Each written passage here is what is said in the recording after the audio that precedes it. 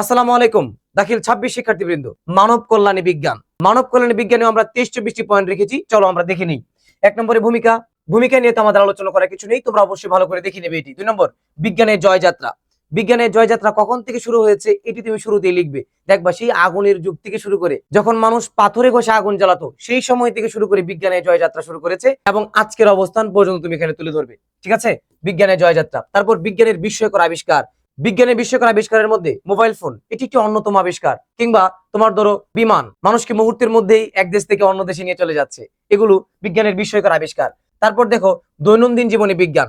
দৈনন্দিন জীবনে বিজ্ঞানের মধ্যে তুমি লিখবা যে মানুষের দৈনন্দিন জীবনকে বিজ্ঞান অনেক বেশি সহজ করেছে। কিভাবে? ঘরের কাজে, যেমন ওয়াশিং মেশিন কিংবা দেখো ফ্রিজ ইত্যাদি ইত্যাদি, এগুলো লিখবা দৈনন্দিন জীবনে বিজ্ঞানের ক্ষেত্রে।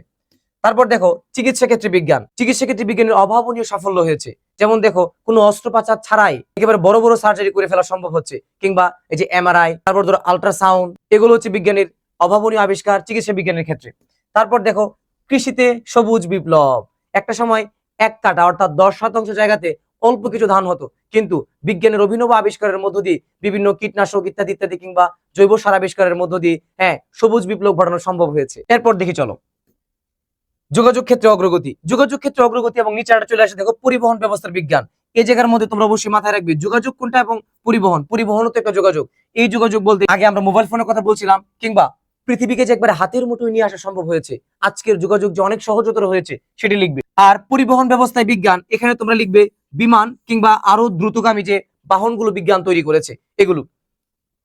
এরপর দেখো শিল্পায়ন ও উৎপাদনী বিজ্ঞান। আজকে শিল্প কারখানাগুলোতে দেখা যায় যেখানে আগে অল্প উৎপাদন করা সম্ভব হতো, সেখানে অটোমেশনের সাহায্যে অনেক বেশি উৎপাদন করা সম্ভব হচ্ছে এবং নিখুঁতভাবে তৈরি করা সম্ভব হচ্ছে। এটি হচ্ছে শিল্পায়নে ও উৎপাদনী বিজ্ঞান। তারপর দেখো শিক্ষা ও জ্ঞান চর্চায় বিজ্ঞান। আজকে আমরা যে মিডিয়াগুলো ব্যবহার করছি, যেমন ধরো আমার সামনে থাকা ক্যামেরা কিংবা এই যে স্মার্ট বোর্ড মানে অনলাইন ক্লাস, এই বিষয়গুলো তো শিক্ষা এবং জ্ঞান চর্চায় বিজ্ঞানের অন্যতম অবদান। ঠিক আছে, এবার আমরা সামনে যাই। দেখো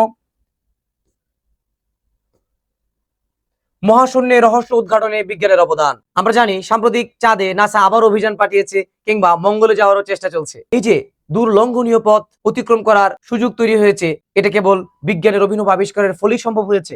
আচ্ছা, এরপর দেখো প্রাকৃতিক দুর্যোগ ও পূর্বাভাস। একটা সময় দেখা যেত সময় মতো আমরা পূর্বাভাস না পাওয়ার কারণে আমাদের অনেক বেশি ক্ষয়ক্ষতি হতো। আজকের দিনে বিজ্ঞানের অভাবনীয় সাফল্যের ফলে আমরা কিন্তু আগে থেকেই জানতে পারছি এগুলো। এমনকি ঘূর্ণিঝড়কে আমরা লাইভ পডকাস্ট করতে দেখি, তাই না বলো? এরপর দেখো বৈজ্ঞানিক মনন সৃষ্টি। বিজ্ঞান কিন্তু আমাদের আরো বেশি ভাবতে শিখিয়েছে। যেমন দেখো আজকের দিনের এআই, এটি আমাদের মননকে আরো বেশি সমৃদ্ধ করতে ভাবায়। এরপর দেখো জ্বালানি ও বিদ্যুৎ ক্ষেত্রে বিজ্ঞান। বিদ্যুৎ মানব জীবনকে করেছে সহজ থেকে আরো সহজতর। দেশে যে বিদ্যুৎ সংকট চলছে, এটি আমাদেরকে বোঝায় আসলে বিদ্যুৎ ছাড়া মানব জীবন এখন কতটুকু কঠিন হয়ে পড়েছে। তারপর দেখো গৃহস্থলী কাজে বিজ্ঞান এবং বিনোদন ও সংস্কৃতি বিজ্ঞান, এই বিষয়গুলো আমরা পারবো। সর্বশেষ আমরা 1-2 পয়েন্ট আরো দেখে নেই। বিজ্ঞানের কুফল। বিজ্ঞানের কুফল নিয়ে, যেহেতু মানব কল্যাণে বিজ্ঞান, এখানে তোমরা বিজ্ঞানের কুফল নিয়ে খুব বেশি আলোচনা করবে না, সামান্য একটু বলবে। এর মধ্যে কি কি আছে?